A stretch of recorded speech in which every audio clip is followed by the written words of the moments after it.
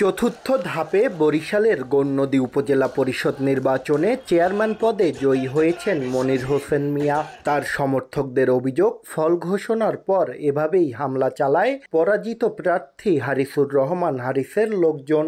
ঘরবাড়িতে হামলা, ভাঙচুর, এমনকি লুটপাটও করেছেন উপজেলা আওয়ামী লীগের সাধারণ সম্পাদক হারিসের সমর্থকরা। এটা হারিসের লোক, মোটরসাইকেলের লোক এসে ঘরে আগুন দিচ্ছে। আমার লাকড়ির ঘর প্লাস আমার ইসের ঘর, রান্নাঘরে আগুন দিয়ে ওরা পালিয়ে যায়।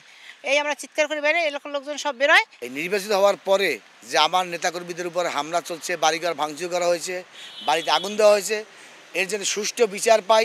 নির্বাচন পরবর্তী সহিংসতা হয়েছে আগৈলঝাড়া উপজেলায়ও। পরাজিত প্রার্থী আব্দুর রইস সেন্নিয়াবাদের সমর্থকরা বিজয়ী যতীন মিস্ত্রির কর্মীদের মারধর করেছেন বলে অভিযোগ উঠেছে।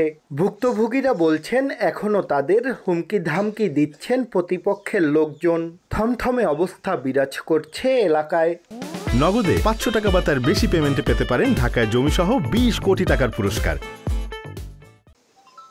পৃথক অভিযোগের বিষয়ে জানতে হারিসুর রহমান ও আব্দুর রইস সেন্নিয়াবাদের সঙ্গে একাধিকবার যোগাযোগের চেষ্টা করেও সাড়া মেলেনি।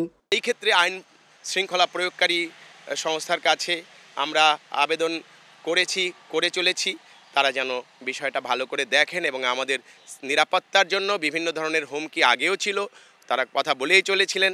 এদিকে ভুক্তভোগীদের অভিযোগ, এসব ঘটনায় থানায় অভিযোগ দিলেও নেওয়া হয়নি ব্যবস্থা। তবে এমন অভিযোগ মানতে নারাজ পুলিশের এই কর্মকর্তা।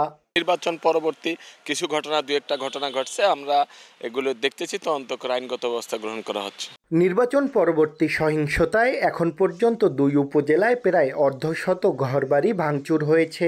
আহত হয়েছে প্রায় 25 জন।